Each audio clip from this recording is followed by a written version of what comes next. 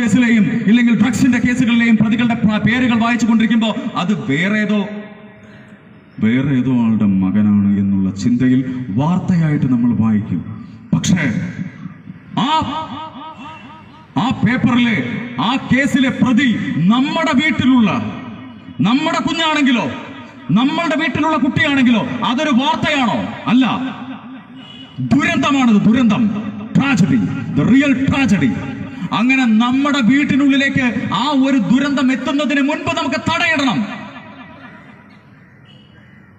കേരളം എങ്ങനെയാണോ കോവിഡിനെതിരെ നമ്മൾ എല്ലാവരും കൂടി ഒരുമിച്ച് പ്രയത്നിച്ചു, പ്രളയത്തിലും നമ്മൾ ഒരുമിച്ച് നിന്നു അല്ലേ, അതുപോലെ നിൽക്കണം ഓരോരുത്തരും ഒരുമിച്ച്.